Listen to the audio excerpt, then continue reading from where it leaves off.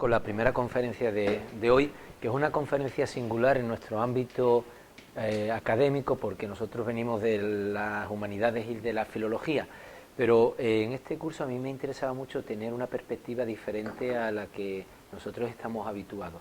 Y al igual que hay gente que viene del mundo de la escritura, tenemos escritores, libreros y editores. En este caso me interesaba tener mucho al profesor Ruiz Navarro, porque él viene del ámbito de las empresariales.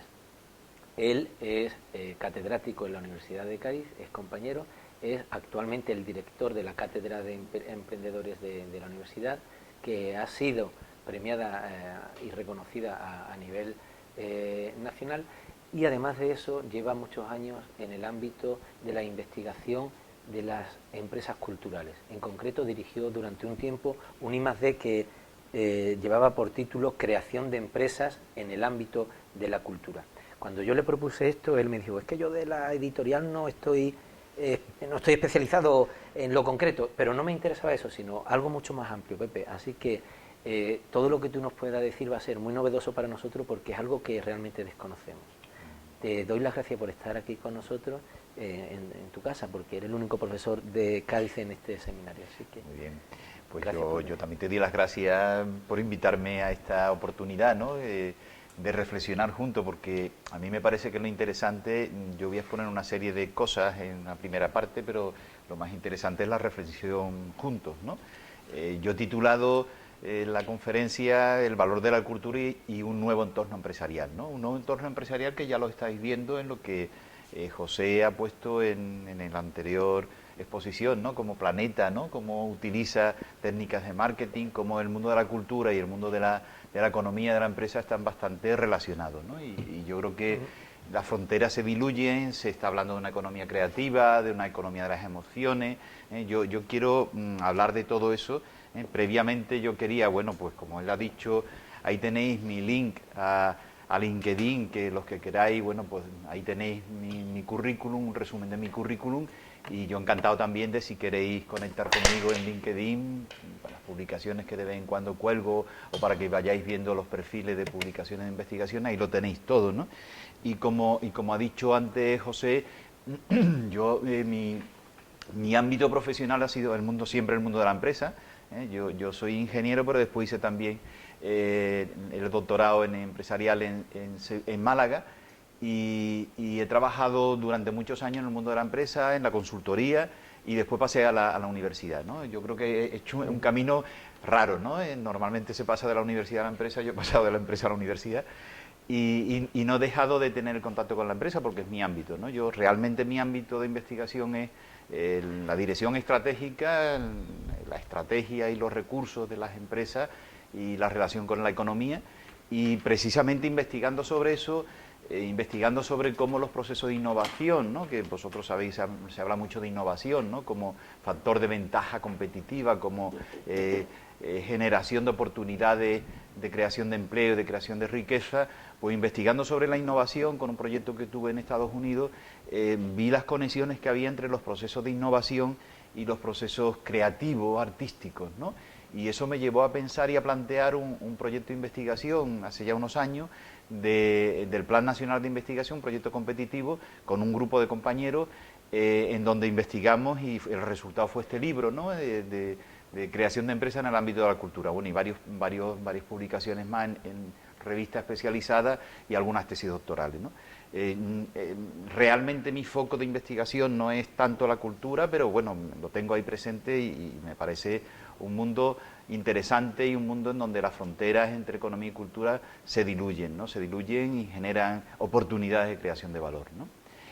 Yo básicamente lo que quería es echar una mirada a ese mundo, ¿no? Una mirada con vosotros, ¿no? Una reflexión conjunta, sí, en donde básicamente mi objetivo, la pregunta que me gustaría dejar sobre la mesa es si la cultura realmente es un recurso estratégico. De hecho, aquí hay empresas, tenemos una empresa cultural aquí con nosotros que cree que la cultura sí es un recurso estratégico para crear valor económico y social, ¿no? Yo creo que esa es la pregunta, ¿no?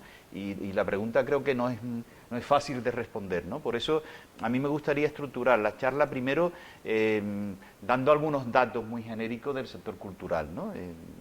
el impacto que tiene la cultura en la economía. No os quiero cansaros con datos, pero sí una panorámica, precisamente de un informe que acaba de salir de la Unión Europea, de Eurostar, sobre el sector cultural en Europa y en España, ¿no? Daros una panorámica rápida, para pasar a continuación a reflexionar, ahí sí me encuentro más fuerte, ¿no? Porque es mi campo, cuáles son las características del nuevo entorno económico y empresarial en el que estamos viviendo, ¿no? Y qué conexiones puede existir entre ese entorno con la cultura, ¿no? ¿Qué conexión puede existir? Existe, de hecho, más de un concepto transversal, cómo la cultura invade distintos ámbitos de la economía y de la sociedad, ¿no? Y cómo, si realmente ese énfasis que se hace hoy en día en muchos sectores, en la prensa, en los medios de comunicación, el tema de la economía creativa, si realmente qué hay detrás de eso y si no hay también una visión a veces superficial y frívola, ¿no? Eso sería un poco lo que os propongo. No sé si estáis de acuerdo en ese planteamiento, pero a mí me parece que me gustaría escuchar también vuestras reflexiones desde ese lado, ¿no? de la no empresa, o desde ese lado más cultural que el que vivís vosotros, ¿no? Y para empezar, insisto, una visión rápida del sector cultural, algunos datos. Concretamente, fijaros, acaba de salir un informe de datos de Eurostar sobre la participación del sector cultural en el empleo, ¿no? Y ahí tenéis los países con más sombreados, más oscuros, son países en donde el empleo tiene un mayor porcentaje sobre el total de las actividades económicas, ¿no? Ahí veis que, por ejemplo, Luxemburgo lidera el ranking internacional con el 5,2% de la población del empleo que existe en ese país, relacionado con sectores culturales. Por ejemplo, Suecia el 4,1%, España el 2,5%, con menor intensidad, y el país que tiene menor intensidad es Rumanía con 1,1%. Pero eso, si los que les interese, si entráis, yo os voy a dejar las transparencias luego, los que os interese podéis entrar en informe y ver con mayor detalle algunos datos que a mí me parece interesante. Por ejemplo, en toda Europa hay aproximadamente unos 6.300.000 personas trabajando en el sector cultural, ¿no? Ahí viene también la definición del sector cultural, que precisamente quizá uno de los más potentes es la parte editorial, la parte audiovisual, cinematográfica, de televisión, están ahí metidos también. Pero lo que sí me parece muy interesante, fijaros, eso aproximadamente en Europa, la media europea es el 2,9, ligeramente por encima de la media española. La participación de las mujeres en el sector cultural es ligeramente superior a la participación de los hombres. En Europa estamos hablando de la media europea. Y aquí esto me parece también un dato interesante, ¿no?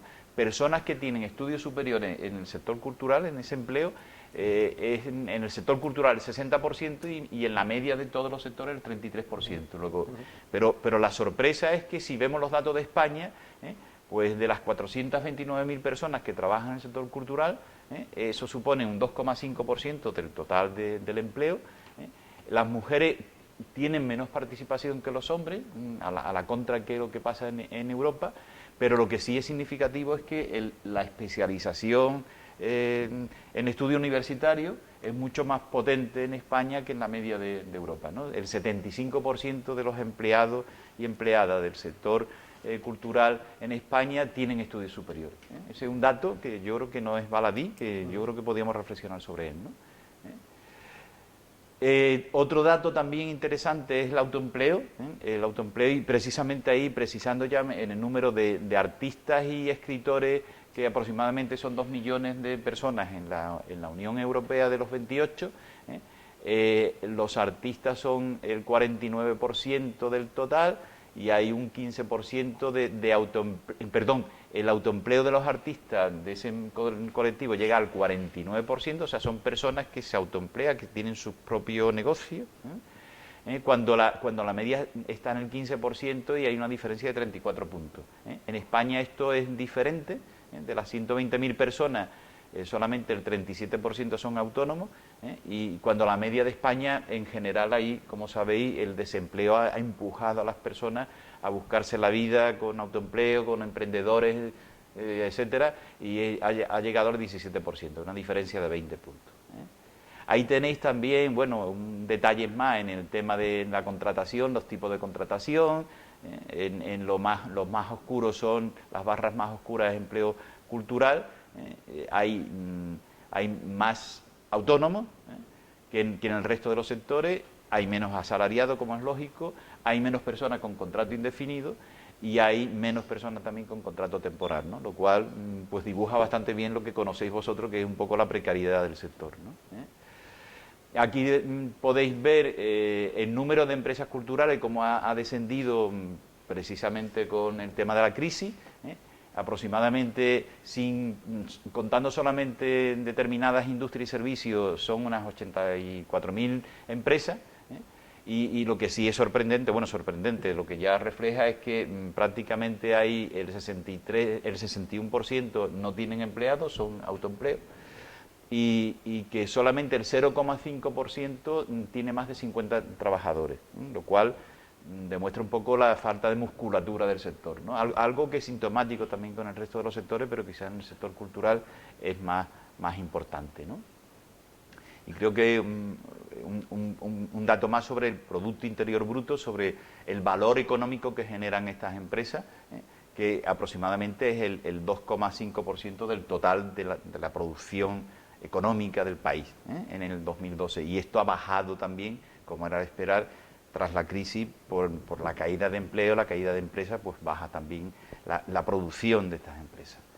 Aquí tenéis esa producción, que son unos 26.000 millones de euros al año, pues la tenéis distribuida por distintos sectores. Como veis, el sector editorial de libro y prensa es el más importante, de estos 26.000 millones de euros, el 39% es de este sector, y eso representa un 1% del Producto Interior Bruto, para que os situéis, ¿vale?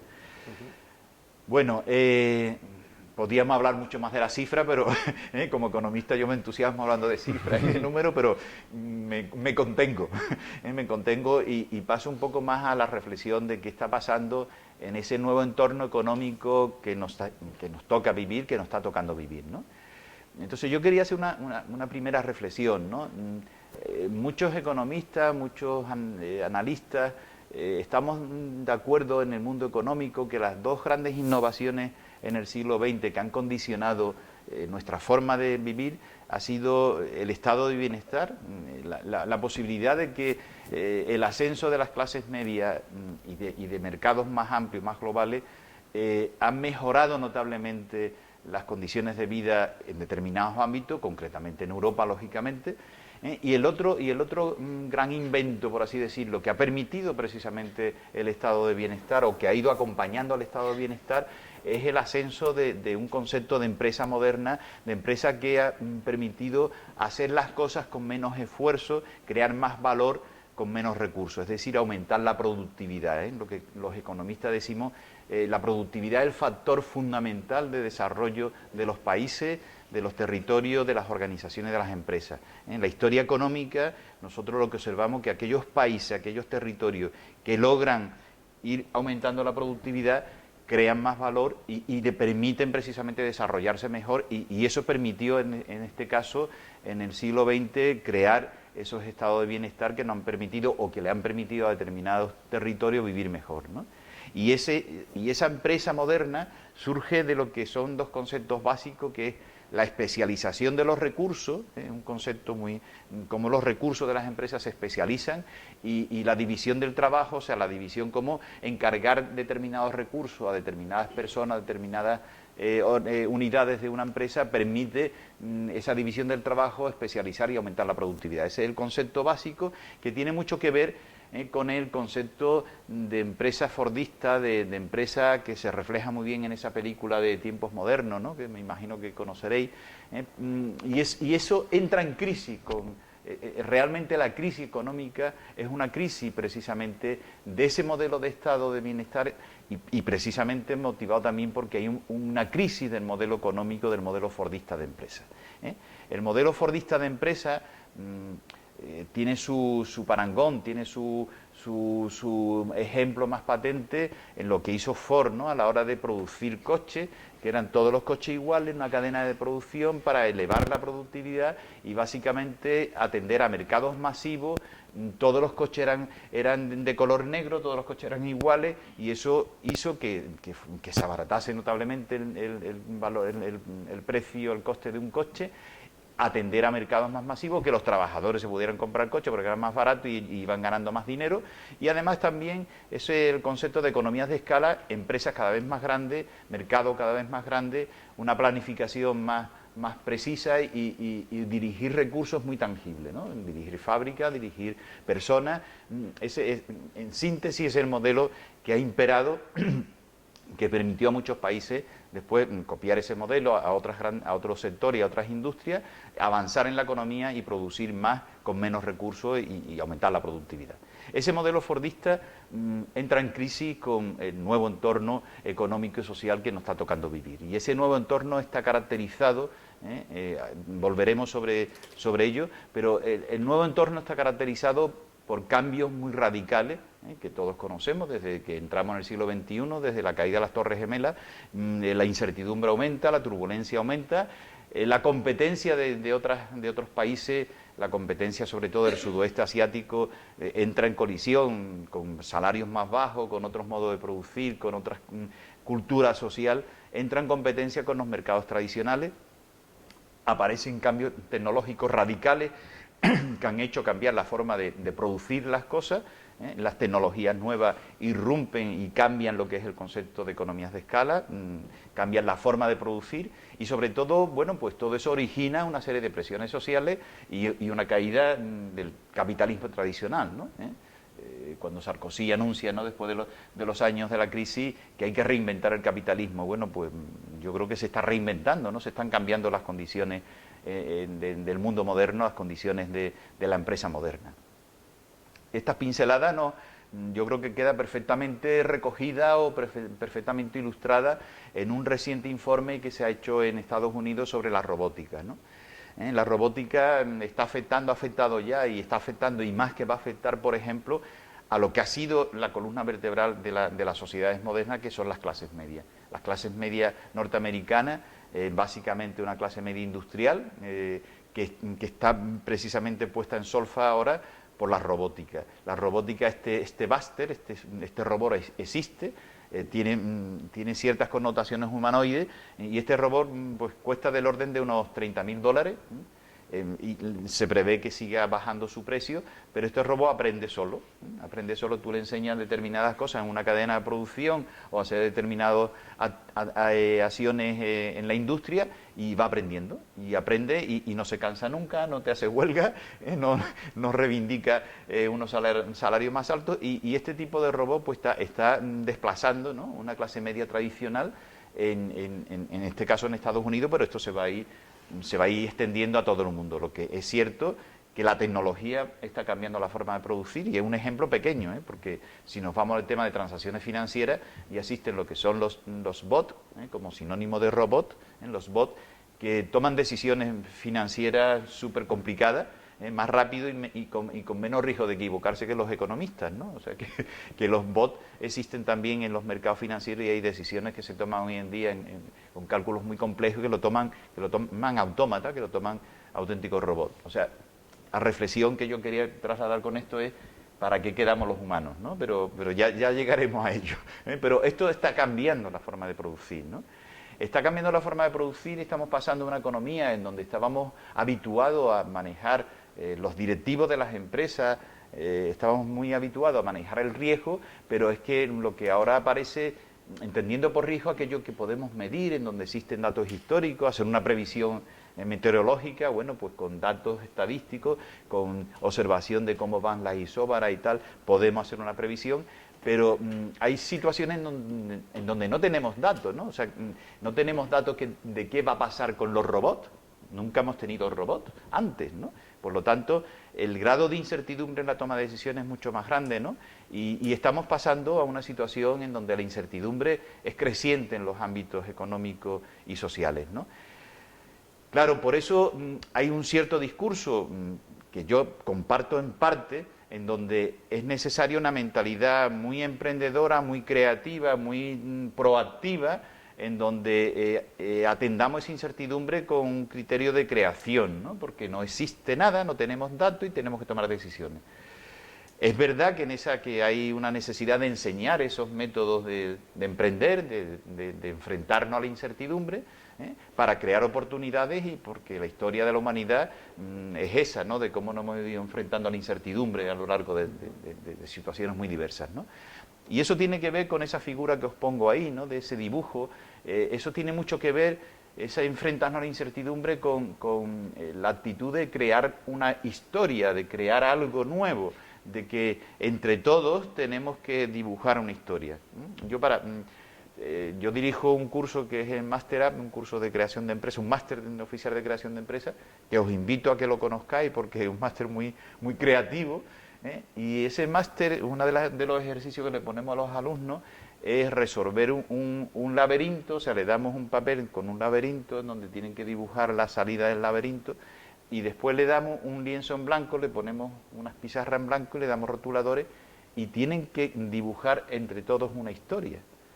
Entonces son dos formas de pensar: la tradicional, la racional, de buscar la salida del laberinto, que ha sido hasta ahora lo habitual. Los estudiantes, cuando escogéis una carrera, lo que pretenden que os den son una serie de herramientas intelectuales para enfrentaros a vuestra vida profesional, con una racionalidad lo más precisa posible, pero cada vez las situaciones de incertidumbre lo que dibuja un panorama cada vez con racionalidad limitada, ¿no? Y entonces las habilidades para dibujar una historia, para crear una historia, cada vez son más necesarias, ¿no? Y por eso, y eso conecta con el mundo vuestro, con el mundo creativo, con el mundo artístico, con el mundo literario, si queréis, ¿no? Cómo la generación de oportunidades está ligada también a la generación de historias compartidas. En definitiva, lo que observamos, ¿no? Lo que observamos es que la respuesta a ese mundo cambiante, a esa complejidad creciente, a esa incertidumbre creciente, se refleja en nuevos tipos de organizaciones empresariales. La empresa fordista, muy piramidal, muy de autoridad, de orden y mando, no sirve para situaciones muy inciertas donde hay que dibujar una historia común, donde hay que crear una historia común, ¿no?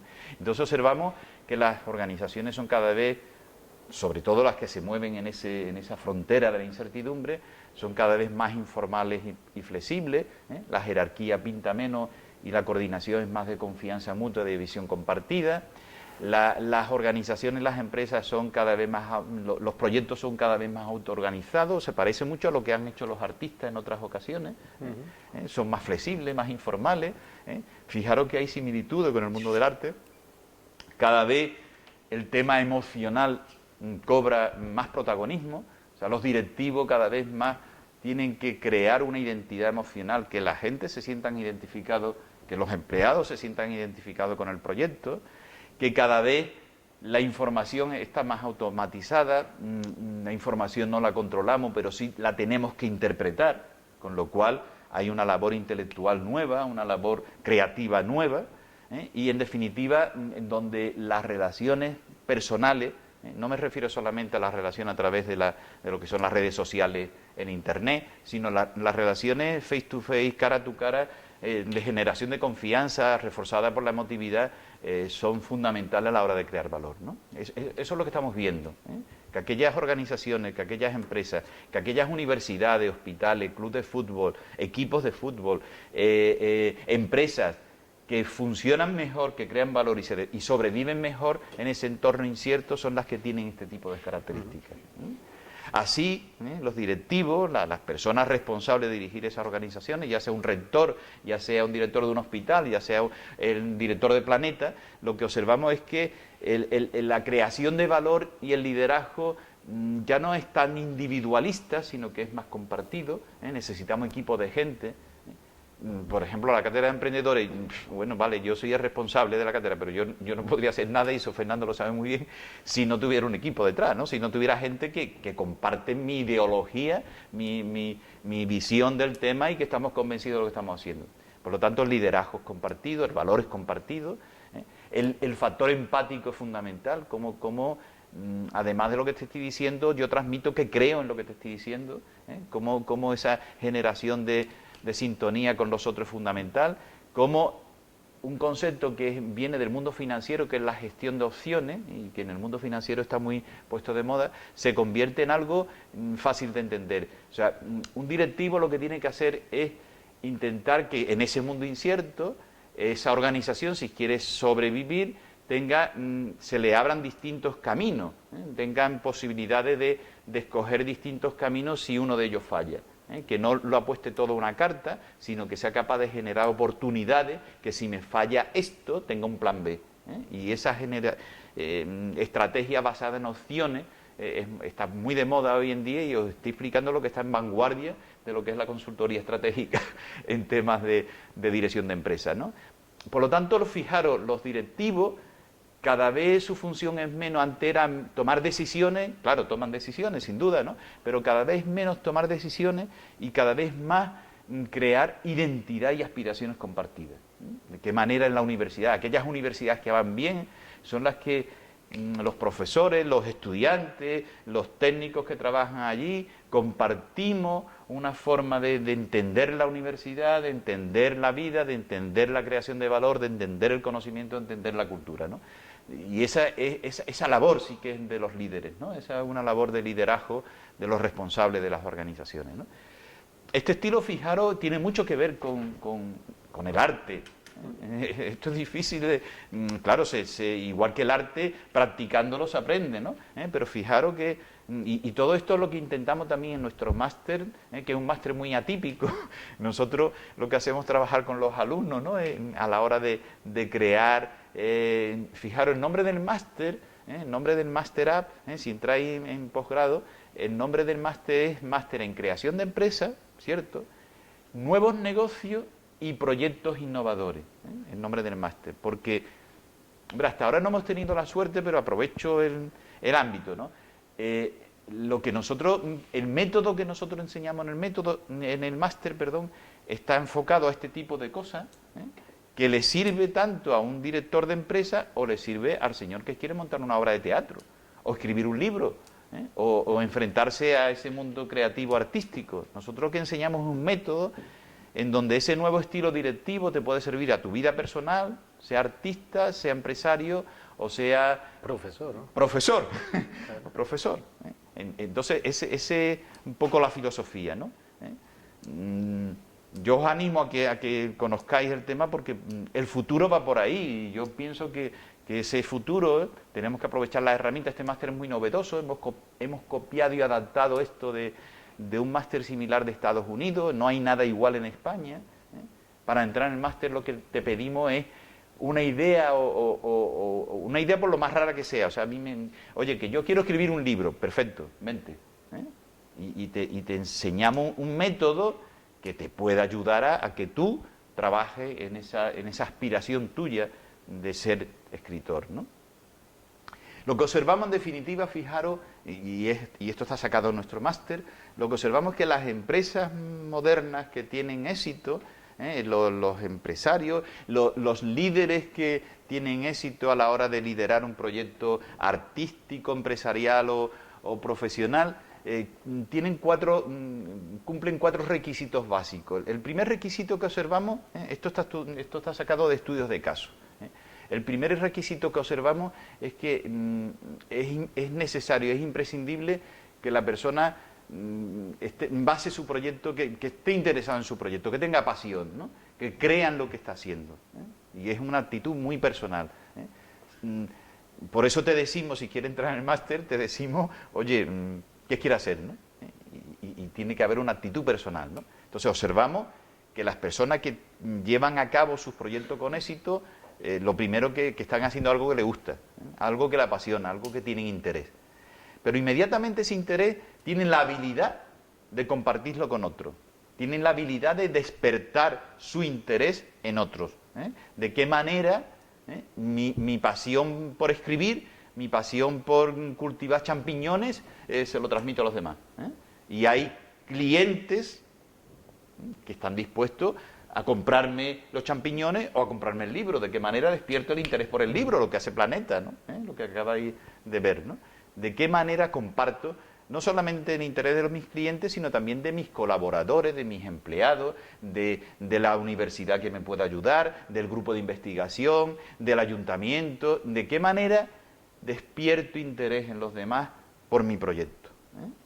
La tercera condición es más técnica, de qué manera, una vez que yo estoy haciendo algo que me gusta y tengo un cierto clima de interés en ese entorno cercano, de qué manera pues me reúno, lo hago bien, tengo los recursos técnicos necesarios. Si quiero escribir el libro, pues el cómo se escribe un libro entraría aquí, si quiero dirigir una empresa de cultivo de champiñones, cómo se cultiva el champiñón, de qué manera, quiénes son los mejores técnicos en el cultivo de champiñón, etcétera, etcétera, ¿no? Y aquí entraría una parte técnica, cómo hago un plan de marketing, cómo hago un plan financiero, con dónde busco los recursos. Hay una parte ya de capacitación técnica muy importante, ¿no? Y por último, la cuarta condición que observamos es que a pesar de todo eso, la gente fracasa, la gente se equivoca. O sea, a pesar de eso, nos vamos a equivocar porque nos enfrentamos a un mundo muy complejo, muy incierto. Entonces, observamos que un factor fundamental es la tenacidad, es la constancia, es aprender de los errores, aprender de los fracasos, porque vamos a fracasar como humanos que somos, y solamente el que no fracasa es el que no lo intenta. Entonces, la cuarta condición que observamos de esas personas, de esos proyectos que tienen éxito, de esas empresas que avanzan, son personas, son equipos que son tenaces, que aprenden de los errores y que están constantemente insistiendo alrededor de su sueño, de sus retos, ¿no? Pepe, te hago un inciso. Sí. Ahora que está diciendo lo de la tenacidad y está hablando de literatura, el epitafio que tiene Cela en su tumba, y que fue la frase que lo guió toda su vida, es: el que resiste gana. Y lo puso en su tumba un escritor. Pues magnífico, y me alegro que haga la postilla, porque yo creo que recoge perfectamente, ¿no? O sea, yo creo que el tema, y yo creo que tenemos que ser honestos, ¿no? Y yo creo que reflexionar, fijaros, esto lo podemos llevar o bien a nuestra vida personal, o lo podemos llevar a una organización a la que queramos, a la empresa que queramos, nuestra universidad, o a una ciudad como Cádiz, ¿no? Está pasando esto en Cádiz, ¿no? ¿Por qué nos pasa lo que nos pasa? ¿Qué nos pasa en Andalucía o en Europa, ¿no? Esta reflexión a mí me parece muy, muy interesante y muy importante, ¿no? Entonces yo creo que yo estoy convencido de esto, porque lo veo, lo he estudiado, mi vida alrededor del mundo de la empresa y de la economía, observo que estas variables condicionan el éxito, si queréis, ¿no? La palabra éxito no me gusta demasiado, pero el logro de los sueños, ¿no? El logro de nuestros retos personales. Bueno, dicho eso, yo me hago la siguiente pregunta, ¿no? O sea, el panorama me podía extender mucho más, y si queréis después me preguntáis lo que queráis, pero dicho esto, a mí me parece que hay una reflexión importante. O sea, cuando hablamos de cultura, no hablo solamente de lo que hemos visto antes del sector cultural, sino que intento ver cómo la cultura, cómo los hábitos culturales, cómo la experiencia cultural puede influir en ese mundo nuevo que nos está tocando vivir, en ese nuevo modelo de empresa o de organización que nos toca vivir. Entonces la pregunta que yo os trasladaría es si realmente la cultura, si realmente los hábitos artísticos, los hábitos creativos nos pueden servir como recurso estratégico para enfrentarnos a esa incertidumbre que he planteado antes, ¿no? Esa sería la pregunta, ¿no? Hombre, algunas respuestas yo por lo menos tengo, pero vamos, algunas propuestas de reflexión, ¿no? Hay una frase de Antonio Damasio, que es un catedrático de neurología de una universidad norteamericana, que dice eso, ¿no? Todo empieza con una emoción, y yo estoy convencido. Todo en la vida, fijaros, y el gráfico que os he puesto antes, estoy convencido de ello, y lo vemos, ¿no? Las personas que todo proyecto que no tiene pasión, que no tiene, que la gente no cree en él, está ya condenado al fracaso, ¿no? Y si tú te vas a poner a hacer un máster o te vas a poner a escribir una novela y no crees en lo que estás haciendo, seguro que te va a salir mal, seguro. Incluso en la vida, cuando nace un crío, empieza con un grito, ¿no? Todo en la vida empieza con una emoción, ¿no? Entonces, a mí me parece fundamental el tema de las emociones, ¿no? E incluso en nuestro ámbito se habla de la economía de las emociones, ¿no? Y hay un sector de investigación muy importante de cómo las emociones influyen en todos los procesos económicos, en los procesos sociales, ¿no? Antes José me comentaba de de un compañero, un amigo suyo que está trabajando en tema de la universidad de las emociones. Bueno, pues yo creo en eso, ¿no? Y la casualidad que estábamos comentando ante el tema, ¿no? La economía de las emociones tiene una gran importancia en nuestras vidas y cada vez más importancia porque el modelo que le podríamos denominar artístico, que está sustituyendo a ese modelo fordista que os decía antes, ¿no? Basado en la cadena de valor muy plana, en ese mundo de tiempos modernos que veíamos antes, en la foto de Charlot, ¿no? De Charles Chaplin. Ese mundo está cambiando. Es verdad que hay ciertos procesos repetitivos y cierta economía que todavía atiende a esos modelos, pero cada vez más hay un nuevo modelo de producción que le podríamos denominar modelo artístico, que está dirigido a mercados cada vez más personales, ¿no? O sea, los servicios se intentan personalizar, el coche que tú te compras ya no es negro, sino que tú puedes coger la tapicería, el Bluetooth, el no sé qué, tú estás personalizando cada vez más el producto, son productos cada vez más diferenciados. El máster que te damos en la universidad cada vez está más adaptado a unas necesidades nuevas, ¿eh? La producción, el producir algo cada vez necesita más de la colaboración de otros, cada vez como el mundo es más complejo no hay un único especialista, sino que los especialistas tienen que rodearse de otros especialistas para hacer algo, cada vez más se dirige por proyectos concretos, la fábrica no es tan piramidal, sino que se abordan proyectos concretos con equipos variables de gente, cada vez más se dirige lo que nosotros denominamos los intangibles, más que la fábrica en sí, más que la máquina en sí, lo que importa es la organización, lo que importa es la red de distribución, lo que importa es la patente, lo que importa es el conocimiento que hay previo, lo que importa son los equipos de personas, todo eso son recursos intangibles que no son la pura máquina, que no es el puro edificio, que aquí estamos acostumbrados a invertir en ladrillo y no estamos acostumbrados a invertir en neuronas, ¿no? Bueno, pues las neuronas son las que están definiendo más esos procesos de creación de valor, ¿no? Y en definitiva, cómo creamos identidad, ¿no? Cómo nos sentimos a gusto en las organizaciones que trabajamos y trabajamos en ellas de una forma más solidaria, más unido para crear algo juntos, ¿no? Y en definitiva, fijaros cómo ahí la creatividad, la capacidad de responder a lo incierto con descubrimiento y creación de oportunidades es fundamental, ¿no?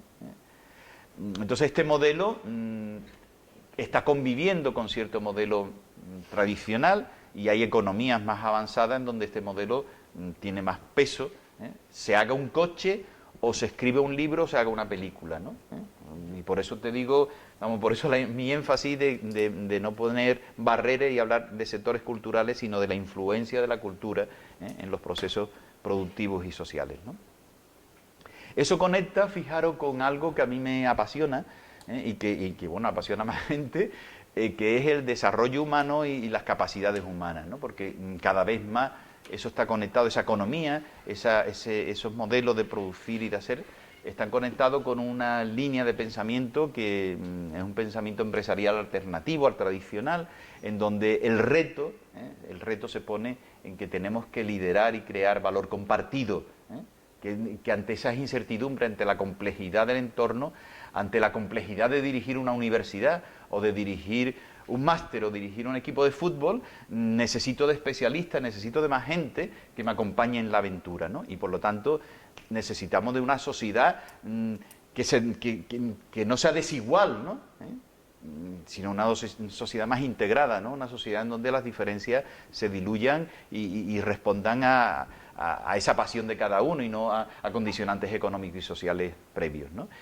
Ahí se está investigando mucho, y aquellos que estén interesados, bueno, le invito, nuestro máster también bebe de esta fuente, de estas ideas, de esta ideología, si queréis, de este convencimiento, y una de las personas que están trabajando en este tema es Martha Nussbaum, que es una filósofa de Harvard, premio Príncipe de Asturias hace unos años, pero están trabajando también gente, o han trabajado gente antes, como Amartya Sen, premio Nobel de Economía en el año 76, por su lucha contra la pobreza, ¿no? Como Amartya Sen ha creado un cuerpo conceptual en donde precisamente parte de la idea de que si compartimos y desarrollamos la democracia realmente sólida, con raíces sólidas, observas Amartya Sen que hay menos pobreza en aquellos países donde se han desarrollado redes sociales más justas y más redistributivo, y Catena modelos más democráticos.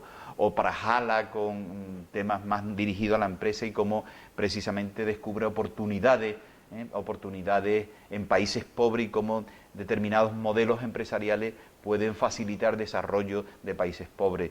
Por ejemplo, en la India, con modelos de móviles que facilitan, modelos de teléfonos celulares muy baratos, que facilitan la mejor producción de las cosechas gracias a las redes de acompañamiento mutuo, ¿no? O, por ejemplo, Michael Porter, que es un clásico en el ámbito de la empresa, en el ámbito de la estrategia, cómo plantea modelos de dirección estratégica basados en la cocreación, en la cadena de valor compartido, ¿no? Y hay trabajos muy interesantes que plantean precisamente lo que os estoy diciendo, o investigadores como Richard Sennett, que plantea también el valor de compartir, el valor de hacer cosas juntos, ¿no? Hay una literatura extensa que responde a otra economía, a otro modelo económico más alejado del modelo neoclásico tradicional, y que da lugar también a trabajos muy interesantes y que conectan directamente ya con el mundo del arte, como el modelo de soft innovation, que plantea que la innovación se tiene que nutrir del mundo del arte y de la creación, ¿no? Y entramos un poquito en eso, ¿no? Entramos en esa conexión, ¿no? O sea, yo pienso que puede haber una conexión, ¿no? Y hay un reto, ¿no?, de cómo conectamos lo más íntimamente humano, que es nuestra capacidad de crear, y eso es arte. ¿Cómo conectamos eso con algo que nos parece muy alejado, que es el mundo de la empresa y el mundo de la economía, ¿no? Y es verdad que puede haber a veces una visión frívola, ¿no? Es verdad que hay una visión a veces excesivamente superficial, en donde se hace excesivo énfasis en la creatividad y en el emprendimiento, ¿no? Y eso está raro que lo diga el responsable de la cátedra de emprendedores de la Universidad de Cádiz, pero a mí me parece que hay un discurso, en el tema de emprendedores, un discurso peligroso, ¿eh? Es verdad que yo creo que hay que emprender, es verdad que yo creo que hay que tener una actitud proactiva ante las cosas, pero ojo, que emprender empieza por un acto individual, pero tiene que haber unas condiciones sociales que acompañen a ese proceso, ¿no? Y eso no siempre se da, y eso muchas veces ya no existe en el discurso oficial, ¿no? Por lo tanto, fijaros, detrás de ese discurso oficial, o detrás de ese fenómeno de emprendedores, o de ese fenómeno de empujar a la gente a que creen, a que sean artistas, a que sean guays, ¿no?, a que, oye, pues hay muchas veces un fenómeno de precariedad, ¿no? Lo que observamos es que las mayores bolsas de pobreza se están dando entre los autónomos, en donde realmente el esfuerzo de llegar a final de mes es tremendo, y se está dando también mucho entre los autónomos que viven en el mundo de la cultura y del arte, ¿no? Esta foto está tomada de un acontecimiento que hubo hace unos días en Barcelona, y es curioso porque la mayoría de las personas luego que estaban en este acontecimiento pues confesaban que no podían llegar a final de mes, ¿no? Entonces, realmente, ¿qué hay detrás, ¿no?, de real? Este discurso que yo os digo, yo pienso que es cierto, pero también hay un discurso que se aprovecha de esto para afirmar cosas, para quedarse en lo estético, ¿no? Esta foto está sacada de Iolura, un taller, una empresa de efectos especiales que ha grabado lo que todavía no hemos visto, que es la batalla de Juego de Tronos, ¿no?, que se dará en el capítulo, uno de los últimos capítulos de la temporada siguiente, ¿no? Pero yo creo que nos estamos quedando, ¿no?, muchas veces en lo que es la imagen, y nos rascamos en lo que hay detrás y lo que tiene que haber detrás, ¿no? A mí me ha sorprendido, ¿no?, muchísimo un trabajo de la Fundación Botín, en donde alude este trabajo que tenéis ahí en pantalla, que la falta de creatividad afirma que es el principal problema social, porque es lo que conduce a que no estemos adaptados a los cambios, ¿no? Hombre, me parece muy fuerte, ¿no? Me parece muy fuerte porque el verdadero problema social son los recortes que se están dando precisamente en educación. El verdadero problema social es un 45% de paro juvenil, o el fracaso escolar, como ahora veréis, ¿no? Si queréis, tenéis este vídeo colgado en esa dirección, ¿no? Y a mí me parece una muestra, ¿no?, de quedarse en la superficie del problema, ¿no? Yo quería, voy terminando, yo quería precisamente conectar esto con unos datos objetivos de una fundación libre de toda sospecha, que es la Fundación Cotec. La Fundación Cotec se formó en su día por el banco, por el BBVA, el anterior rey impulsó mucho la Fundación Cotec, y la Fundación Cotec tiene entre sus objetivos, bueno, tienen patronos muy... Ahora mismo la presidenta de la Fundación Cotec es Cristina Garmendia, la que fue ministra de Industria en el último gobierno de Zapatero, una empresaria, una universitaria, una persona que ha emprendido desde el mundo del conocimiento, una biotecnóloga de éxito, y una persona con las ideas bastante claras y que no se le puede acusar ni de un bando neoliberal ni de un bando excesivamente ajeno al mundo de la empresa, ¿no? Cotec tiene entre sus objetivos hacer un informe anual sobre el estado de la innovación, y el otro día me invitaron, estuve en la presentación del informe Cotec en Madrid y tuve el placer de asistir a esta presentación donde estaba la alcaldesa de Madrid, que me pareció muy acertado el discurso que hizo, e incluso ha metido al Ayuntamiento de Madrid en la Fundación Cotec, porque cree en los procesos de innovación ligados a los procesos de desarrollo. Y estuvo también, bueno, pues el nuevo rey, estaba el rey antiguo, estaba el nuevo rey también, y estaba Cristina Garmendia, que hizo un discurso muy interesante, y el nuevo director de la Fundación Cotec, Jorge Barrero, que me pareció también que hizo una exposición muy acertada. Fijaros, estos son diapositivas sacadas de la presentación que hicieron del informe, y uno de los problemas que, bueno, uno de los problemas que Europa tiene con la innovación es el fracaso escolar, ¿no? Yo creo que esto es a las raíces, ¿no? Fijaros que ahí aparece esta línea, aquí hay distintos países, aquí está España, y el índice de fracaso escolar nuestro pues está en torno del 22%. El abandono educativo temprano de 2014 está en el 22%. El objetivo de la Unión Europea es plantarnos en el 10% en el 2020. Pero este sí que es un problema serio, ¿no? Y hay países que están bastante bien, pero nosotros desgraciadamente somos de los peores. ¿Qué está pasando para que haya un fracaso escolar del 22% en España, ¿no? ¿Cómo vamos a entrar en la economía del conocimiento, en la sociedad de la cultura? ¿Cómo vamos a ir cuál va a ser nuestro ajuste con ese reto que os decía antes de enfrentarnos a esa incertidumbre si nuestra población más joven está abandonando la formación con esas tasas tan enormes, ¿no? ¿A dónde vamos, no? Esto sí que es un problema. La falta de creatividad, claro, si no educamos, si se van, ¿qué es lo que pasa, no? Pero es que fijaros, claro, lo que pasa también es que la crisis, los recortes, este gobierno que ahora nuevamente tenemos, pues fijaros lo que ha hecho, ¿no? Recortar en lo que es esencial para alimentar esos procesos de innovación, que es recortar en gastos de investigación y desarrollo, y eso lo sabemos. Se han cerrado centros, se han expulsado gente de las universidades o de centros de investigación, y fijaros cómo ha ido cambiando, cómo nuestro porcentaje en el PIB ha ido bajando año tras año, ¿no? Y estamos en situaciones de crecimiento negativo brutales, ¿no? Eso nos lleva a que nuestro esfuerzo de investigación y desarrollo en España, en comparación con la media de los 28 países europeos, pues cada vez esa separación sea mayor. Fijaros cómo, a pesar de la crisis, la media europea sigue subiendo lentamente, y está alrededor del 2%, el 1,9 y pico, y nosotros, sin embargo, a partir del 2008, con estos nuevos cerebros que tenemos gobernando España, pues estamos descendiendo en nuestro porcentaje de PIB de investigación sobre PIB, ¿no? Este es el futuro. Si queremos realmente hacer frente a esos retos, el camino que hemos cogido no es el bueno, ¿no? Entonces, ¿qué es lo que yo me planteo? Y una pregunta que yo de verdad no tengo la respuesta, pero ¿estamos yendo a una economía de casino, de oportunismo, en vez de oportunidades, o una economía, una cultura de conocimiento, ¿no? Yo realmente estamos alimentando una sociedad corrupta en donde los casos, no solamente en España más quizás, ¿no? Pero ¿qué está pasando? ¿Qué está pasando en nuestra sociedad? Que no despertamos, y estamos alimentando unos procesos que me parece que van por mal camino, frente a lo que deberíamos alimentar, ¿no? Que también hay ejemplos potables y buenos y cercanos, ¿no?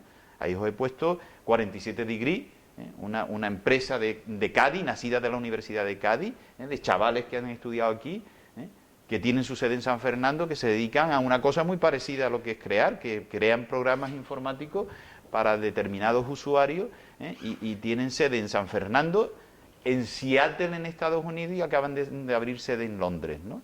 Eso es lo que hay que ayudar a este tipo de gente, ¿no? Y eso es cultura, economía, y esta gente están comprometidos. En un curso que he dirigido yo de co-creación, que en los cursos de verano, han estado ahí con nosotros, cada vez que los llamamos, son profesores del Master Up, participan con nosotros en el Master Up. O Bionaturis, de un biotecnólogo nuestro, de un antiguo investigador de química, de química orgánica de nuestra universidad, de Víctor Infante. Bionaturi es una empresa que está cotizando en el mercado alternativo bursátil. Está en Jerez, ha nacido de la Universidad de Cádiz, está en el Parque Tecnológico de Jerez y están haciendo algo asombroso, que yo no lo entiendo muy bien, pero lo que están haciendo son fármacos para el mundo animal, criado en larvas de insectos, ¿no? Entre otras cosas, ¿no? Y bueno, y eso la verdad que requiere muchos conocimientos técnicos, pero que requiere organizaciones muy planas, colaboración de mucha gente, preparación, conocimiento, investigación, o por ejemplo el caso de Airbus. Y yo pongo la foto esa de Lelutier, ¿por qué? Por una cosa que precisamente ayer, en la clausura de antes de ayer, en la clausura del curso de verano de co-creación de empresas, otro de nuestros empresarios con cierto recorrido, que es José Vera Saluce, que tiene catas con arte, pues puso un ejemplo que a mí me pareció muy notable, ¿no? Dice, fijaros, Lelutier nació en Argentina de un grupo de gente que eran amantes de la música, pero que tuvieron la oportunidad de aprender música y de educarse en el mundo cultural, ¿no? Y de asistir a la universidad y desarrollar y de conocer no solamente la música popular argentina, sino de conocer lo que era una ópera o una música clásica que alimentó sus procesos creativos. Dice, fijaros qué pasaría en Cádiz si todos estos chavales que están por ahí marginados, que hacen canciones de carnaval y que tienen una inquietud artística, ¿qué pasaría si tuvieran acceso realmente a una educación de calidad, a una educación artística y cultural de peso? ¿Qué pasaría, no? ¿Estamos apostando por esa cultura y por esa sociedad del conocimiento, o estamos apostando por el oportunismo de la cultura de casino, ¿no? Y termino. Hay una idea que a mí me parece muy interesante, que está recogida en un libro, en un libro de Arzuaga y Martínez, sobre las excavaciones de Atapuerca, ¿no? En el libro, que es un libro divulgativo sobre lo que aparece lo que han descubierto en las excavaciones de Atapuerca, tienen un epílogo que a mí me parece genial. Bueno, genial porque conecta con lo que yo estoy diciendo aquí, con lo que yo estoy viendo, ¿no? Y con lo que hemos estudiado en el mundo de la empresa, en el mundo de la economía, ¿no? El epílogo que tiene el libro trata sobre cómo desaparecen los neandertales y nosotros, los cromañones, lo desplazamos de ese nicho ecológico, ¿no? Tarda tiempo, pero a la larga nosotros, los cromañones, desplazamos a los neandertales, que eran individuos mucho más fuertes que nosotros. Un macho neandertal pesaba del orden de 120, 130 kilos, mucho más robusto, con una capacidad craneana mayor, parece ser. Y nosotros los cromañones, pues curiosamente, los vamos arrinconando y nosotros desplazamos a los neandertales.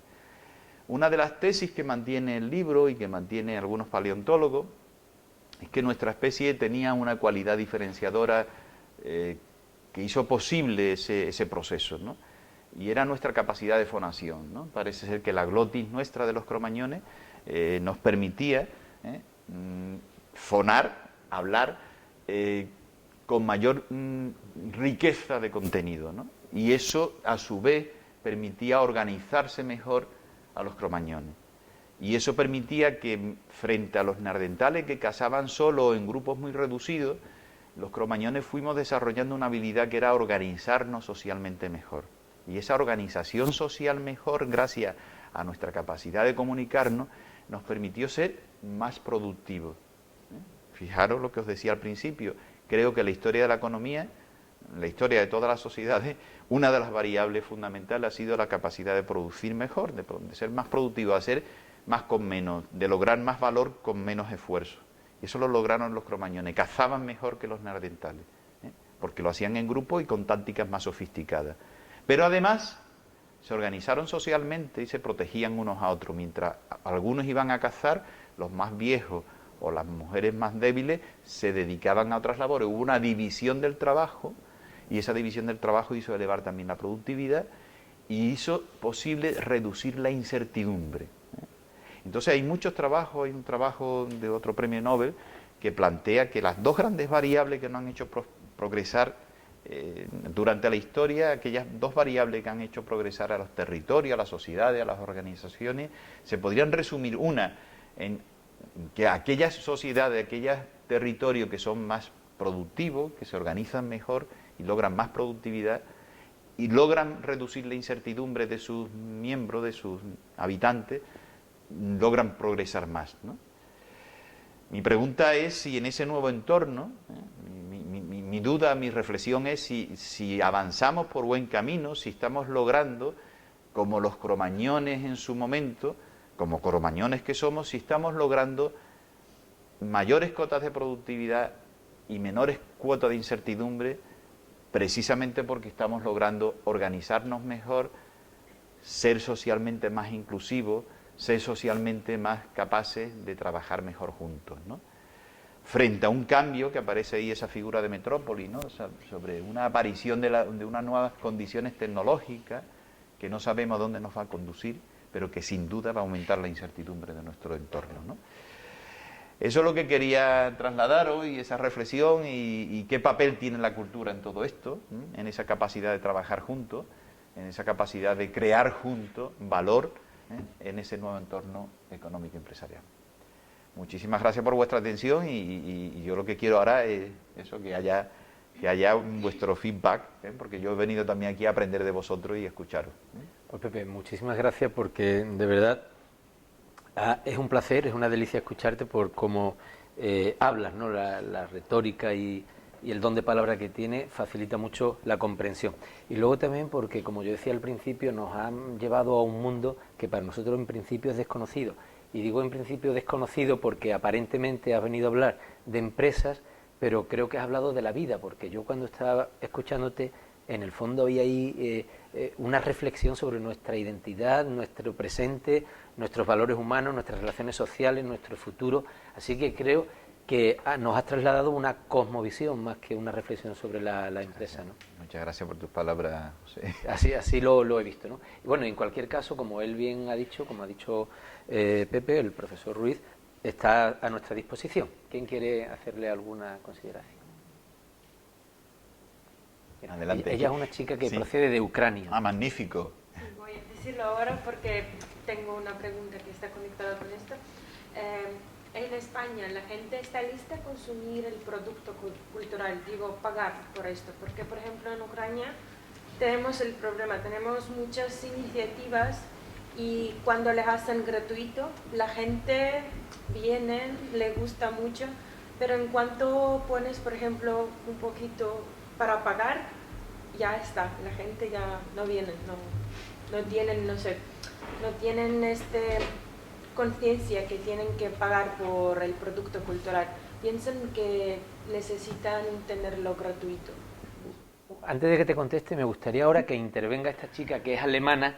Sí, Daria, porque ella dijo ayer que en Alemania ocurre al revés, que ir a escuchar un recital de poesía hay que pagarlo, ¿no? Por ejemplo, en Alemania sí estáis acostumbrado a pagar ciertos actos culturales, ¿no? Sí, en Alemania es como normal porque hay que pagar al artista para que pueda sobrevivir. Quizá tenemos más conciencia de ello porque tenemos mucha gente que funciona así, es que tenemos un sector de cultura bastante grande y claro que necesita sobrevivir, si no por la competición, que la gente no puede pagar su alquiler, no puede ser. Bueno, quería que escuchara las dos visiones del hecho, ¿no? En Ucrania que no se pague, en Alemania sí. A mí me parece muy interesante, precisamente, bueno, gracias por haber hecho esta distinción, porque efectivamente lo que observamos nosotros también es que a medida que cambia el entorno cultural y social de un territorio, cambia también la percepción de la cultura, ¿no? Precisamente en el informe que he puesto de Eurostat, ¿no? En donde aparecía Luxemburgo como el país con mayor tasa de empleo cultural, frente a Rumanía, con un país más baja tasa cultural, yo creo que hay una correlación en los comportamientos, ¿no? Y a medida que hay más presencia de cultura, se asume con más naturalidad que esa cultura hay que pagarla, que esa cultura tiene un coste, tiene un precio. Yo te diría más, eso no solamente, y por conectarlo con otro fenómeno, eso no solamente afecta al mundo cultural, sino que más ampliamente, yo creo que la cultura de la sociedad, la educación que hemos recibido, no nos hace valorar el precio de las cosas, ¿no? Y el precio o el valor de las cosas, mejor dicho, ¿no? Y cogiendo las palabras esas de Machado, ¿no? Que todo necio confunde valor y precio, ¿no? Bueno, pues el valor de las cosas. Yo creo que pasa lo mismo con la educación, ¿no? Si tú no eres consciente de que lo que hoy estamos haciendo aquí tiene más valor de los 65 de los X euros que habéis pagado, si tú a eso no le das valor, pues claro, nos encontramos con que realmente estamos entrando en un bucle peligroso, ¿no? O si tú no le das valor a una operación de la seguridad social, que es muy compleja y muy costosa y sin embargo es gratuita porque el estado de bienestar lo ha conseguido, eso no quiere decir que tú no tengas la conciencia de que eso cuesta, de que eso es valioso. Entonces, a mí me parece que hay una labor pedagógica, cultural, educativa, que está relacionada con este fracaso escolar que os decía antes. Si no educamos en el valor de las cosas, y yo creo que ahí los economistas tenemos también una responsabilidad, ¿no? Tenemos que educar en el valor de las cosas. Y la cultura tiene un precio, tiene un coste. Eso no significa que entremos en una economía de mercado en donde, hombre, hay que valorar, y el que no pueda acceder a la cultura habrá que buscar mecanismos para que acceda, pero el tema de la piratería en España, ¿no? En otros países, ¿no? O sea, el tema del copieteo de los libros, ¿no? O sea, yo he escrito libros, yo he traducido libros, y de buena primera te cuenta, yo en los últimos años mi libro que se vendía y que normalmente me daba unos ingresos anuales modestos, pero ha caído por el efecto del pirateo, que hoy en día nadie compra un libro. Entonces a mí me parece que es peligroso. Yo me planteo, oye, el esfuerzo que yo he hecho, sí me gusta, lo he hecho, pero bueno, ¿quién me paga el esfuerzo que yo he hecho? ¿No? O sea, el tema de la copia y la bajada de productos piratas en la red, ¿no? O sea, yo creo que hay un problema grave, ¿no? De no apreciar el valor de la cultura, el valor de la producción intelectual, ¿no? Creo que en mi país aún no se pone la cuestión de pagar, por ejemplo, en internet para los libros. Es como lo descargas aún sin pensar que haces un delito, porque la verdad es que es delito. Totalmente, ¿no? A mí me parece grave, ¿no? Pero creo que tiene que ver mucho con la situación económica de la gente, porque si no tienes bastante para comer, para pagar el alquiler, creo que la situación en Ucrania será muchísimo peor que en Alemania, así que para la gente no le queda el dinero y sería como tonto de pagar para lo que puedes conseguir gratis si no puedes dar a comer a tus niños o algo así.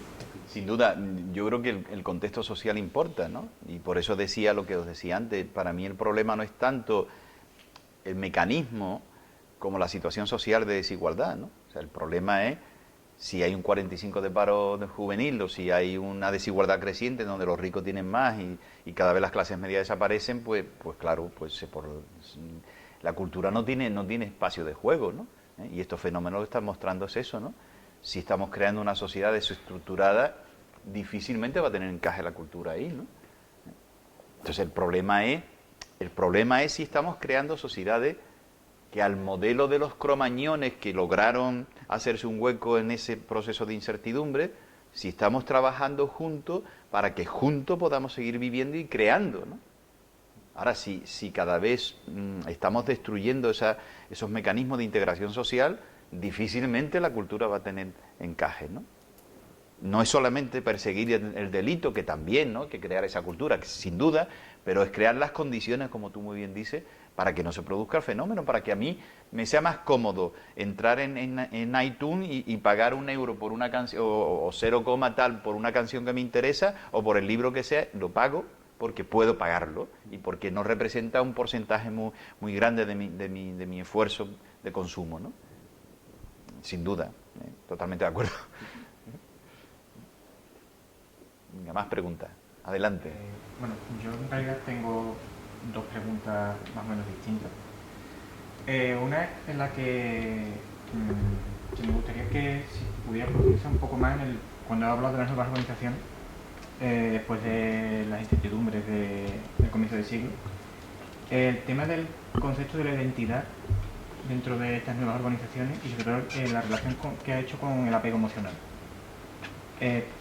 Más que nada centrada en el tema de en grandes multinacionales, como antes he hablado de Penguin o Planeta, ¿cómo se incorpora eso ahí? Bueno, y lo digo por el tema de Penguin o Planeta por tema cultural, pero en general en una multinacional, ¿cómo creas esa identidad, cómo creas ese apego emocional? Bueno, los procesos no son sencillos, ¿eh? El cómo, cada empresa tiene un camino diferente, ¿no? Pero yo te diría que, vamos a ver, el cómo fundamentalmente con equipos directivos diversos, ¿eh? O sea, el concepto del directivo plano, yo recuerdo la obra de Marcus, ¿no? Del hombre unidimensional, ¿no? El directivo plano, que solamente tenga una visión muy chata de lo que es la realidad, difícilmente va a poder lograr un proceso de creación identitaria en una organización. Yo te diría que ahí, fíjate, una cosa que importa es que el directivo tenga capacidades humanas, ¿no? Capacidades que no sean solamente técnicas, ¿no? O sea, hasta ahora los grandes, para seleccionar directivos de una compañía multinacional, se ha valorado mucho la capacidad técnica, y asciende el que tiene capacidad técnica, pero cada vez más para lograr eso que yo he dicho antes, para lograr el equilibrio emocional con el equilibrio identitario de un grupo numeroso de gente, lo primero que se necesita es una sensibilidad especial, ¿no? Se necesita saber dirigir equipos humanos, ¿no? Se necesita tener esta cosmovisión, si quieres, ¿no? O sea, saber de qué estamos hablando. O sea, yo voy aquí a dirigir un equipo diverso que tiene una función fundamental, que es vender libros y crear valor en los usuarios, sin duda, pero para hacer eso, yo lo primero que tengo que saber dirigir personas que cada una tienen intereses diversos y tengo que descubrir el cemento que lo vas a unir, ¿no? Entonces, yo te diría que en los procesos de selección de personal de las grandes multinacionales y de los grandes equipos, una cosa que se valora es esa sensibilidad, esa capacidad humana, ¿no? De hecho, fíjate que en algunas universidades de Estados Unidos, en escuelas de negocio están entrando cada vez más las humanidades, ¿no? Entonces yo pienso que si de verdad lo queremos hacer bien, oye, tú tienes que conocer que somos cromañones, ¿no? Que somos personas que tenemos que trabajar juntos. Tú tienes que estar convencido de eso. Si no estás convencido de eso, difícilmente va a lograr ese reto, ¿no? No son procesos sencillos.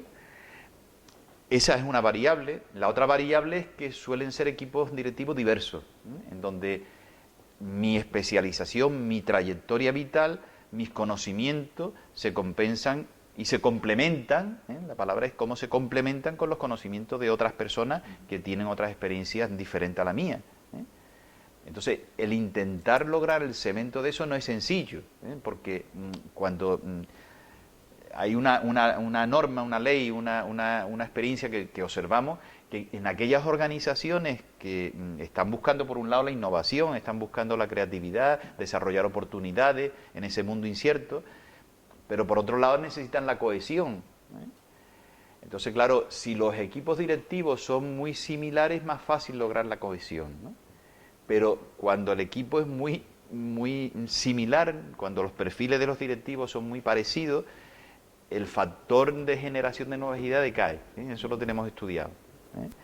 Entonces, ¿cómo buscar el equilibrio? No es fácil, ¿eh? ¿Cómo hacer frente a la paradoja de que tú, por un lado, tú tienes que buscar la eficacia, la eficiencia, tú tienes que saber explotar lo que tienes, y para eso es recomendable equipo homogéneo, personas parecidas, pero tú tienes que a la vez en esa multinacional, en esa empresa, tú tienes que descubrir nuevos horizontes, tú tienes que innovar, tú tienes que crear, tú tienes que responder a la búsqueda de nuevas oportunidades, y para eso necesitas equipos diversos, ¿eh? Tú necesitas explorar, ¿eh? Las dos palabras clave es que necesitas explotar y explorar. No es fácil, ¿eh? Pero el camino es buscar equilibrio en donde los recursos complementarios encajen. De hecho, Pepe, a mí a veces me llama la atención cuando leo en la prensa la reseña de algunos de estos directivos, que muchas veces no tiene nada que ver sus estudios, su pasado o su especialización con el sector en el que está. Totalmente. Y un ingeniero de camino está dirigiendo algo agroalimentario, o un ingeniero químico está en una empresa cultural. Es impresionante, ¿no? Claro, tiene una capacidad de dirigirse a lo que sea, a lo mejor. Claro, tienen, o sea, yo creo que una de las... Además, fijaros, en mis clases de dirección estratégica lo explico muchas veces, ¿no? Observamos que para tú aumentar la productividad te tiene que especializar, ¿eh? A medida que tú te especializas y repites una cosa mucho, tú la vas haciendo cada vez mejor. Si tú te dedicas a escribir y tú escribes tal, cada vez vas a saber escribir mejor, ¿no? Si tú te dedicas a cultivar champiñón y tal, cada vez vas a saber cultivar mejor el champiñón. O sea, si tú te especializas, tú aumentas la productividad y esa es una norma que tenemos que buscar, la especialización, el explotar lo que tú ya has aprendido y sabes. Claro, ¿qué pasa? Que en un entorno tan incierto, tan cambiante, eso tiene un riesgo tremendo. Si tú te especializas mucho, de hecho lo observamos, la evolución natural de las especies, aquellas especies que se han especializado muchísimo se han estancado evolutivamente o han desaparecido cuando su entorno cambia. Si tú te especializas mucho y te dedicas solamente a hacer vídeos en un formato no sé qué, y sale una tecnología nueva que ese formato ya no lo va a usar nadie, es que te quedas sin mercado, te quedas sin empresa, ¿no? Si te especializas mucho, llega un momento que esa productividad que has conseguido decae y se pierde. Luego tú tienes dirigir una empresa, sea multinacional o sea una empresa así de chiquitita, yo digo que tiene dos grandes, es como montar en bicicleta, ¿eh? Tú te tienes que mover siempre, tienes que avanzar, si te paras te caes, pero además tienes que buscar dos equilibrios entre dos ruedas, muy importante. Una, saber explotar lo que tú sabes hacer, pero constantemente no perder de vista el explorar nuevos horizontes. Y para hacer eso necesitas gente más diversa. Entonces, ¿cuál es mi recomendación? Más que mi recomendación, ¿qué es lo que hacen estas empresas que tú has puesto como ejemplo? Normalmente, por un lado, tratan de ordeñar esa vaca de lo que saben hacer, ¿eh? Pero constantemente están descubriendo nuevos proyectos con equipos diversos. O sea, por ejemplo, fíjate, si tú llegas a dirigir si yo llego un día rector, ¿no? Me parecería un error tremendo traerme gente nueva a mi equipo. Todos somos nuevos, todos aquí somos magníficos, somos guays, somos la innovación. O si yo soy el Pablo Iglesias y llega al presidente de gobierno, ¿no? Todo venga nuevo. Oye, sería un riesgo, ¿no? Es que no hay nadie, yo creo que equilibrar, buscar equilibrios, ¿eh? Entre la experiencia y la capacidad rompedora e innovadora es fundamental a la hora de dirigir una multinacional, o dirigir tu casa, o dirigir tu negocio, o dirigir un equipo de fútbol, ¿no? El Cádiz que ha subido a segunda, ve cómo lo hace ahora, ¿no? Pero no sé si responde a tu pregunta, ¿eh? Y ahora pasamos, tenías una segunda, tenía una segunda, y si ¿no? te parece ya con esto también terminamos. Y una segunda en el que, cuando has estado hablando del cambio del modelo de empresas corrientes, si en la crisis de los finales 70-80, que también había incertidumbre política, había nuevas tecnologías que, Internet empezaba, la informática, ¿ya había antecedentes de estos cambios actuales? ¿O es algo más nuevo, más propio del siglo XXI? Claro, vamos a ver, yo creo que hay determinadas constantes a lo largo de la historia económica que se repiten, ¿eh? Y yo creo que la constante que se repite es la que te he dicho antes, una búsqueda creciente de productividades, de hacer más con menos, ¿eh? Me imagino que conocéis el principio de la navaja de Ockham, ¿no? La navaja de Ockham es más no hacer con más lo que se puede con menos, ¿no? Eso es yo creo que es una máxima que habría que ponerlo en el frontispicio de los economistas, ¿no? Y eso es una constante que se repite en todas las crisis a lo largo de la historia, ¿no? Prosperan aquellos países, territorios, ciudades o empresas que descubren cómo hacer cosas nuevas, descubren nuevas tecnologías para hacer crecer la productividad, ¿no? Eso por un lado. Y por otro lado, lo que te he dicho antes, el tema de la cohesión social, el tema de la integración para reducir incertidumbre. Esos son constantes a lo largo de toda la historia, desde los cromañones hasta hoy, ¿eh? Es verdad que luego hay temas específicos, ¿eh? Por ejemplo, la aparición de nuevas fuentes de energía, ¿eh? La aparición de la electricidad conllevó determinadas formas de producción específicas. Hoy en día, formas específicas en donde precisamente la crisis del petróleo permitió poner en solfa o se derrumbó determinados principios económicos. No, yo trabajo en astillero y he vivido la crisis y he trabajado en el Ministerio de Industria con el tema de la reconversión industrial en España. Cuando Carlos Orchaga fue ministro, nombra a Felipe González ministro de Industria, lo primero que se hace, Olof Palme, que era muy amigo de Felipe González en aquel tiempo, lo primero que hace España es mandar investigar cómo se había hecho la reconversión industrial en Suecia, qué podíamos aprender, ¿no? de la reconversión industrial en Suecia, ¿no? Yo tuve la suerte de ir en una misión, estuve un tiempo allí en Suecia estudiando qué habían hecho los suecos con los astilleros, y trajimos una serie de lecciones de decir, oye, pues ahí se crearon unos fondos especiales para los trabajadores, aquí se crearon los fondos de promoción de empleo, se crearon unas zonas de urgente reindustrialización, que yo tuve la responsabilidad de dirigir una aquí en la Bahía de Cádiz. Aprendimos de otros, ¿no? Entonces yo pienso que hay otra constante muy importante, que es lo que te he dicho, que en el esquema este que te he puesto antes, que es la tenacidad y aprender de los errores. Hombre, aprendimos de algunos errores y aprendimos de la experiencia sueca. Es verdad que el contexto nuestro era diferente, y yo lo que te diría que los contextos sociales, otra cosa que hemos aprendido es que los contextos sociales condicionan, ¿no?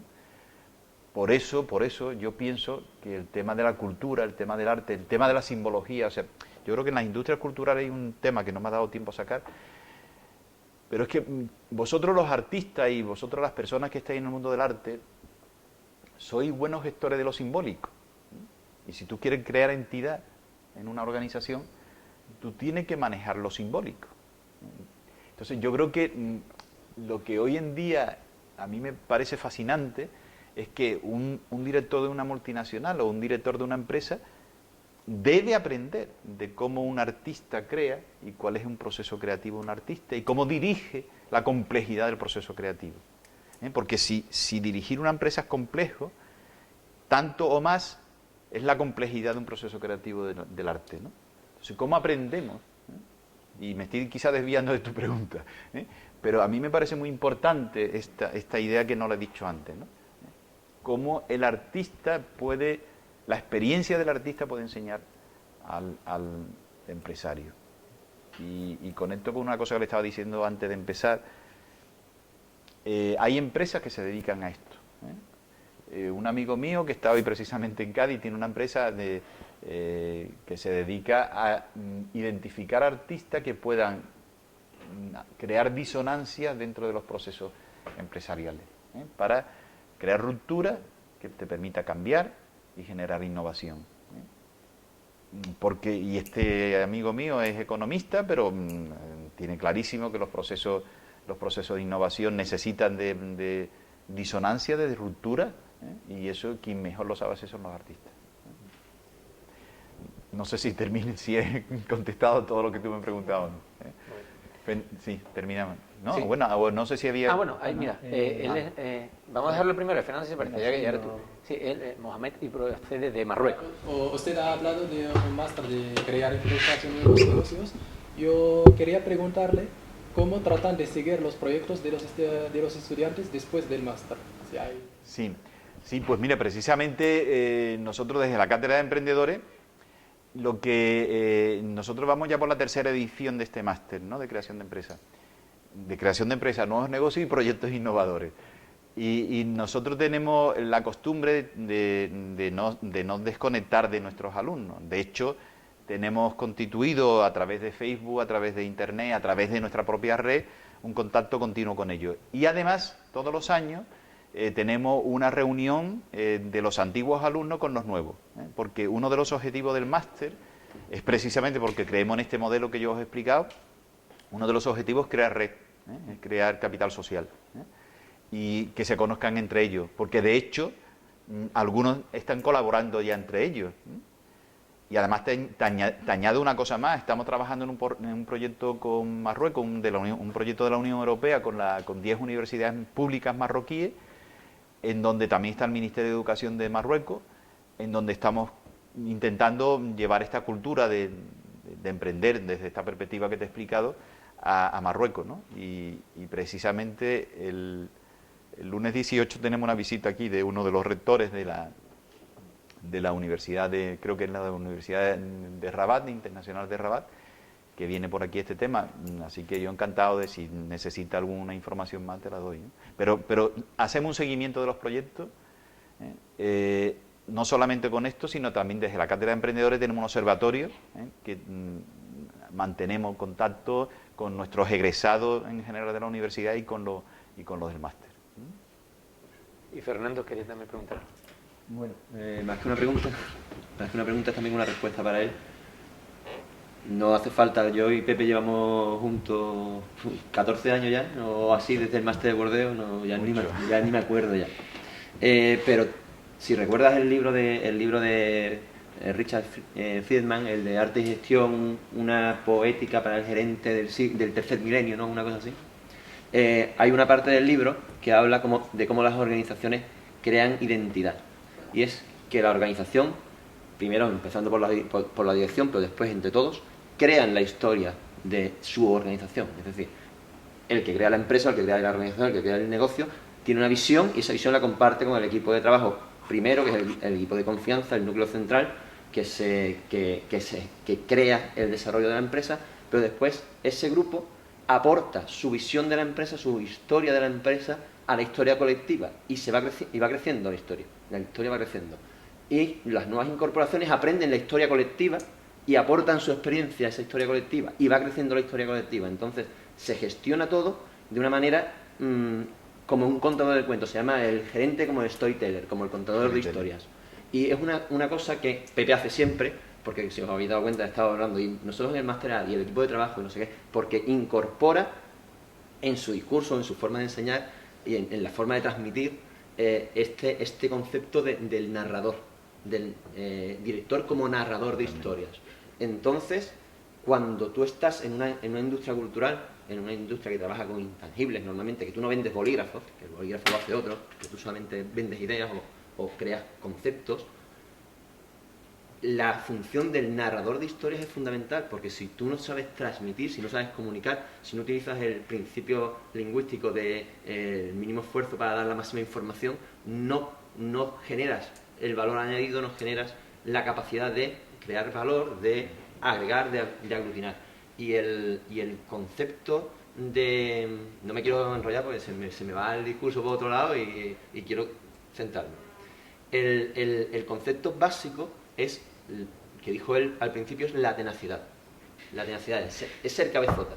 O sea, esto tiene que ser porque yo creo que funciona y va a funcionar. Y es como se funciona, enlazándolo con el mundo editorial, es como funcionan los sellos editoriales. Los sellos editoriales funcionan por una visión. El compañero de ayer que tenía la editorial de poesía tiene la visión de editar poesía y se emperra en editar poesía. No varía, él está en la poesía. Y le irá mejor o le irá peor, pero está en la poesía. Es el foco. Después hacen cosas adicionales en el entorno, pero tienes que tener un foco. Y tienes que creer, por ejemplo, sin acritud. Pepe tiene un concurso que es Atrévete en la universidad, o tenía Atrévete, se han hecho... El concurso de la universidad. Ya, pero bueno, tú eres el promotor. Que lo que hace es generar oportunidades para que salgan spin-off de la universidad.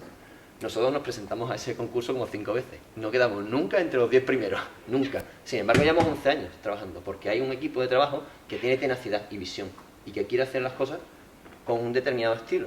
Entonces, eso es fundamental para poder sobrevivir. Y en cuanto a lo de la cultura, aquí no se paga cultura porque nosotros tenemos un problema fundamental en la empresa cultural en España. Y es que no se vende al público. No se vende al público. ¿Tú eres un gran promotor que tienes a Bisbal en cartera o no vendes al público? Tú le vendes a la institución pública. A la institución pública. Tu cliente es el Estado, la universidad, institución pública. Entonces tienes que focalizar tu negocio, una parte muy importante de tus esfuerzos, en convencer al político de que lo que le estás vendiendo es bueno, no solamente socialmente, que es un beneficio social que se genera, sino que es bueno para él también. Porque con ese beneficio que está generando la sociedad va a estar contenta con el político y el político va a volver a hacer su cargo político. Entonces, ese sistema español de trabajo, que es muy de historia de Roma, de Kovalyov, la gens extensa y los patricios romanos que tenían a su clientela y esa clientela mantenía al patricio y el patricio mantenía a la clientela. ¿Somos romanos? Somos literalmente romanos. Lo que pasa es que antes el imperio mandaba legionarios y nosotros tenemos funcionarios, que son los que mantienen el estado del bienestar con sus nóminas, sus contribuciones sociales. Pero básicamente es lo mismo, y me voy a volver al tema de la literatura porque me estoy yendo al tema de la economía. El concepto es crear historias, que las organizaciones se identifiquen. Cuando tú entras en Google y ves en Google es lo de anda rápido y rompe cosas. Cuando tú entras en Google y lees anda rápido y rompes cosas, esa es su filosofía. ¿Qué tenemos que hacer? Tenemos que hacer muchas cosas muy rápido para nunca quedarnos atrás, para nunca parar. Y así van incorporando nuevas gentes al equipo de trabajo y van creando la historia cada vez más grande de Google, que ahora van a hacer una aplicación móvil para evitar los atascos en las grandes ciudades, con geoposicionamiento, una cosa exagerada. Y es ir aplicando los conocimientos de la gente que entra nueva a la historia, que es lo importante, a la historia común de la organización. Gracias, Fernando. Muchas gracias, Fernando. Sí, vamos, yo creo que ha puesto el dedo en la llaga. Fijaros, y eso conecta con el gráfico que puse yo antes de las 4 condiciones básicas. Para contar una buena historia, tú tienes que estar convencido de la historia, punto primero, o sea, eso es fundamental, que tu interés personal esté alineado con lo que tú haces o con tu proyecto, con dirigir esa empresa o con crear esa empresa o con escribir ese libro, que sea capaz que tu historia, que tu pasión despierte la pasión y el interés de otro. No vale contar cualquier historia, sino una historia que esté alineada con intereses de los demás, que tenga luego capacidad técnica para que esa historia sea posible, no montar una quimera, que esa historia, que ese discurso sea capaz técnicamente y que ese discurso sea tenaz, como ha dicho Fernando, ¿no? Que tú persistas, ¿no? A pesar de las dificultades. Yo me pregunto muchas veces si las historias que contamos son creíbles, ¿no? O sea, lo primero de verdad, yo cuando la primera vez que di clase hace ya muchos años, yo venía del mundo de la empresa, yo contaba mi historia, yo contaba lo que a mí me había pasado, lo que yo veía en el mundo real. Y a mí la verdad que yo tenía grandes satisfacciones luego cuando se me acercaban los alumnos y me decían, es que usted cuenta cosas que vemos que usted la ha vivido. Pues sí. Por eso yo os diría que la mejor recomendación que yo os daría es que vivierais, ¿no? Tener vida, ¿no? Vivir, hacer lo que os guste, ¿no? Y yo a mis hijos yo tenía una consultora, yo tenía una empresa, yo he sido empresario, yo tenía mi propia empresa. Y bueno, trabajaba muchísimo, me fue muy bien, gané bastante dinero en el tema de consultoría, pero mis hijos no se querían dedicar a lo que yo hacía, y yo me hice con el paquete mayoritario de la consultoría, varios socios, pero al final yo me quedé con la empresa. Yo trabajaba muchísimo, a mí me gustaba el mundo de la universidad, yo ya había empezado a dar algunas clases como asociado, mis hijos no querían hacer lo que es, y bueno, ¿yo qué hago aquí, no? Yo me dedico a la universidad, que es lo que me gusta, ¿no? Y mis hijos, por supuesto, yo no los obligué, que hagan lo que ellos quieran, lo que a ellos les guste, ¿no? Por eso la primera recomendación que, tanto a mis hijos como a vosotros, a cualquiera, hacer lo que os guste, disfrutar y pasarlo bien, ¿no? Porque esta vida es muy corta, pasarlo bien, ¿no? Y sobre todo, no perder nunca el humor, ¿no? Yo creo que también eso es un tema importantísimo, ¿no? Reírnos, empezar a no tomarnos excesivamente en serio, poner en solfa las cosas que hacemos y tomar distancia, ¿no? Pues bueno, Pepe, yo creo que con esta filosofía de nuevo, ¿no? Este pensamiento para seguir viviendo, nos quedamos, ¿vale? Muchas gracias por habernos... Y por invitarme y a vosotros por estar conmigo y pasar un buen rato. Muchísimas gracias.